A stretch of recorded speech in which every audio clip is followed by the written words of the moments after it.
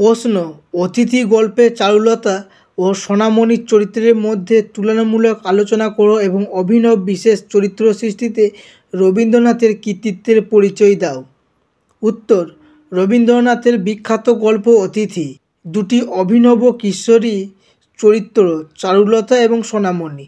স্বল্প পরিসরের মধ্যেই চরিত্র দুটির অন্তর্জগৎকে রবীন্দ্রনাথ যেভাবে স্পষ্ট করে তুলেছেন তাতে তার কৃতিত্ব স্বীকার করতেই হয়। চারুর ঈর্ষা মিশ্রিত ভালোবাসা যেভাবে ফুটিয়ে তুলেছেন তার তুলনা বাংলা সাহিত্যে খুঁজে পাওয়া যাবে না। চারুলতা জমিদার মতিলাল বাবুর একমাত্র কন্যা।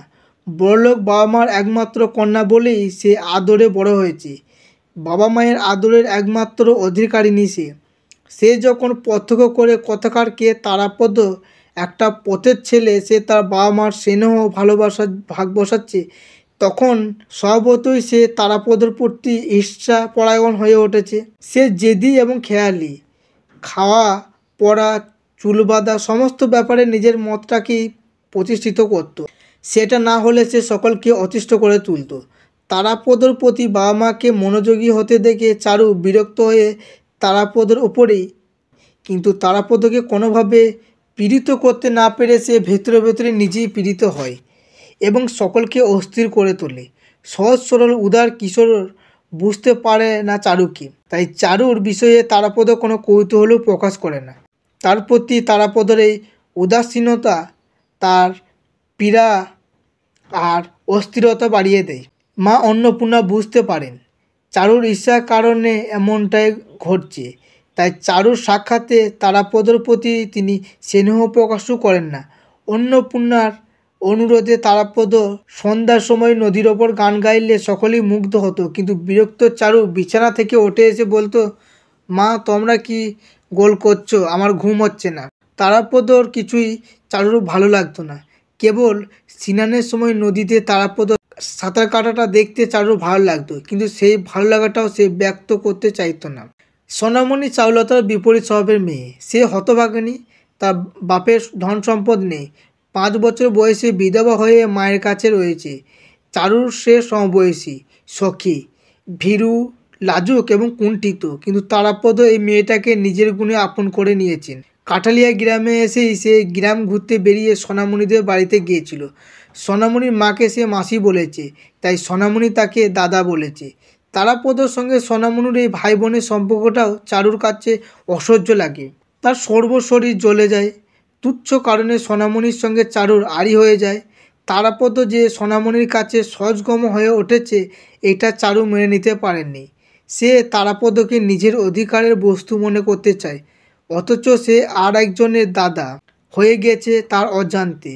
এ কি মেনে নেওয়া যায়? সোনামণিকে তারাপদ একটা বাঁশিও নাকি বানিয়ে দিয়েছে, তাই গায়ের জ্বালা জুড়তে তারাপদর বাঁশিটাকে ভেঙে দিয়েছে।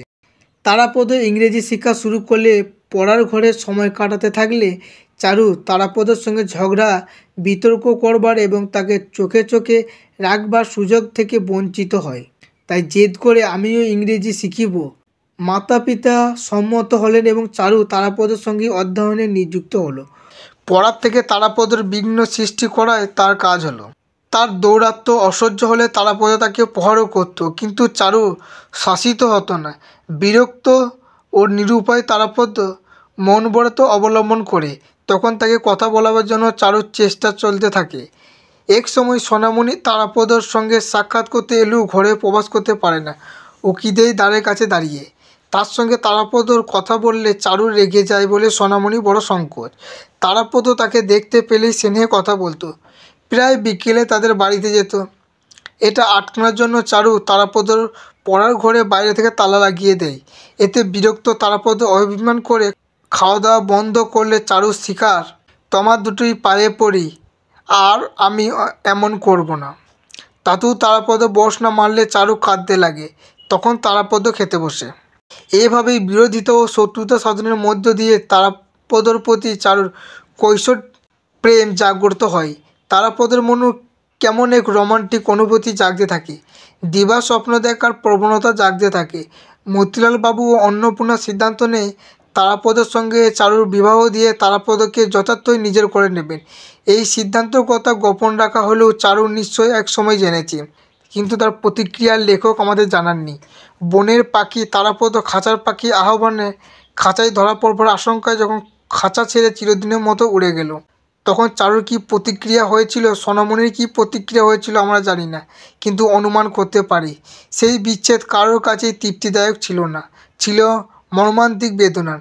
সেই বেদনার স্রোতে ভাসবার সময় হয়তো চারুলতা ও সোনামণি পরস্পরকে আঁকড়ে ধরেছিল, কিন্তু আমাদের আর তা জানা হয়নি। ছোট গল্পের পরিণতি সবসময় স্পষ্ট হয় না। সাঙ্গ করি মনে হয় শেষ হয়ে হইল না শেষ। তারাপদ কোথায় গেল, তাকে হারিয়ে চারুর কী হলো, সোনামণির কী হলো, অন্যদেরই বা কী প্রতিক্রিয়া হলো তা জানা যায় না। তবে তারাপদকে হারিয়ে চারু আর সোনা উভয়েই সে শোকাহত হয়েছিল। সেই শোক যে দুজনকে আবার পরস্পরের প্রতি সহানুভূতিশীল করে তুলেছিল তা অনুমান করা যেতেই পারে। গল্পের প্রধান চরিত্র যে তারাপদ তাতে সংশয় নেই। তারাপদ চরিত্রকে পরিস্ফুট করার জন্য আর গল্পের রসকে বৈচিত্র্য ভরবার জন্য চারু আর সোনামণির চরিত্র সৃষ্টি করা হয়েছে। লেখকের সহানুভূতির জন্য চরিত্র দুটি আমাদেরও সহানুভূতি ও ভালোবাসা দাবি করে। সৃষ্টি হিসেবে অবশ্যই মনে দাগ কাটে।